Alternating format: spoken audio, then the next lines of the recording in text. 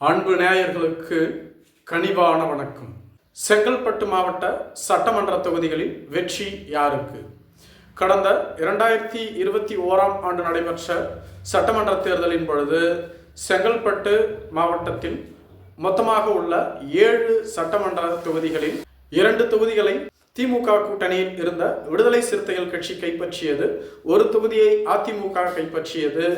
மீதம் இருந்த 4 தொகுதிகளில் திமுக வெற்றி பெற்றிருந்தது. மொத்தமாக 7 தொகுதிகளில் ஒரு தொகுதியில் மட்டுமே அதிமுக வெற்றி பெற்றிருந்தது. மற்ற அனைத்து தொகுதிகளிலும் திமுக கூட்டணியே வெற்றி பெற்று இருந்தது. காஞ்சிபுரம் மாவட்டம் 2019ஆம் ஆண்டு காஞ்சிபுரம் செங்கல்பட்டு என்று பிரிக்கப்பட்டது. காஞ்சிபுரம் மாவட்டத்தில் காஞ்சிபுரம், ஆலந்தூர், திருப்பரம்பதூர், உத்திரமேரூர் என்ற 4 தொகுதிகளும், செங்கல்பட்டு மாவட்டத்தில் தாம்பரம், பல்லாவரம், சோழிங்கநல்லூர், திருப்போரூர், செய்யூர், மதுராந்தகம், செங்கல்பட்டு என்ற 7 தொகுதிகளும் அடங்கியுள்ளது. இந்த 7 தொகுதிகளிலும் தற்போதைய சூழ்நிலையில் திமுக கூட்டணியே பலமாக உள்ளது. சமீபத்தில் நடந்து முடிந்த கருத்து கணிப்புகளும் கூட திமுகவிற்கு சாதகமாகவே இந்த தொகுதியில் இருப்பதாக கூறப்படுகிறது.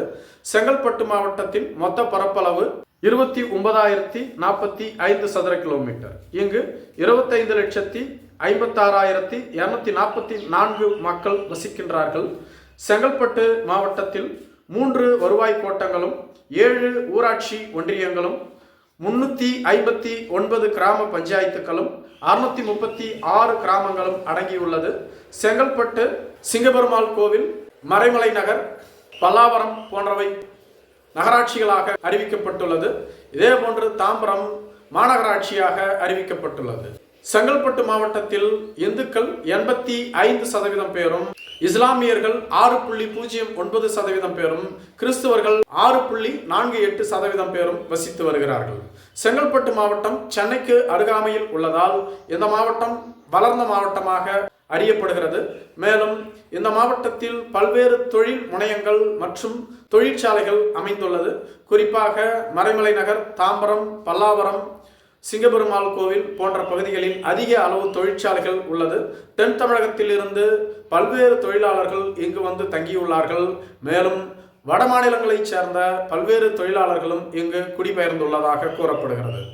செங்கல்பட்டு மாவட்டத்தில் உள்ள 7 தொகுதிகளில் வெற்றி பெற்ற வெற்றி வேட்பாளர்கள் யார், தோல்வி அடைந்தவர்கள் யார் என்பதை காணலாம்.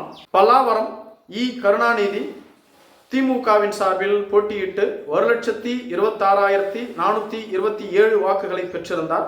இவரை எதிர்த்து அதிமுகவின் சார்பில் சிட்லப்பாக்கம் ராஜேந்திரன் 88,646 வாக்குகளை பெற்றிருந்தார்.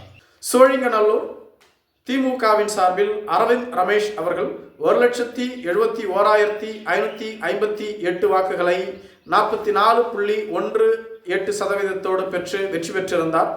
அதிமுகவின் சார்பில் இவரை எதிர்த்து போட்டியிட்ட KP கந்தன் 1,36,153 வாக்குகளை மட்டுமே பெற்றிருந்தார். தாம்பரம் திமுகவின் சார்பில் SP ராஜா அவர்கள் 1,16,840 வாக்குகளை பெற்றிருந்தார். அதிமுகவின் சார்பில் இத்தொகுதியில் போட்டியிட்ட TKM சின்னையா அவர்கள் 80,016 வாக்குகளை பெற்று தோல்வியடைந்திருந்தார்கள். செங்கல்பட்டு சட்டமன்ற தொகுதியில் திமுகவின் சார்பில் வரலட்சுமி மதுசூதனன் அவர்கள் 1,30,573 வாக்குகளை 47.64% பெற்று வெற்றி பெற்றிருந்தார். இவரை எதிர்த்து அதிமுகவின் சார்பில் போட்டியிட்ட திரு M. கஜேந்திரன் 1,03,908 வாக்குகளை பெற்று தோல்வியடைந்திருந்தார். திருப்போரூர் சட்டமன்ற தொகுதி திமுக கூட்டணியில் இருந்த விடுதலை சிறுத்தைகள் கட்சியின் சார்பில் SS பாலாஜி அவர்கள் இங்கு போட்டியிட்டு 93,954 வாக்குகளை பெற்று வெற்றி பெற்றிருந்தார். இவரை எதிர்த்து அதிமுக கூட்டணியில் இருந்த பாட்டாளி மக்கள் கட்சியின் சார்பில் திருக்கச்சியூர் ஆறுமுகம் அவர்கள் போட்டியிட்டிருந்தார்கள். இவர் 92,007 வாக்குகளை பெற்று தோல்வியடைந்திருந்தார்கள். செய்யூர் தனி தொகுதி திமுக கூட்டணியில் இருந்த விடுதலை சிறுத்தைகள் கட்சியின் சார்பில் பனையூர் பாபு அவர்கள் போட்டியிட்டிருந்தார்கள். இவர் 82,750 வாக்குகளை பெற்றிருந்தார். அதிமுகவின் சார்பில் இங்கு போட்டியிட்ட கனிதா சம்பத் 78,708 வாக்குகளை பெற்று தோல்வியடைந்திருந்தார்கள். மதுராந்தகம் தனி தொகுதி மரகதம் குமரவேல் அதிமுகவின் சார்பில் போட்டியிட்டு வெற்றி பெற்றிருந்தார்.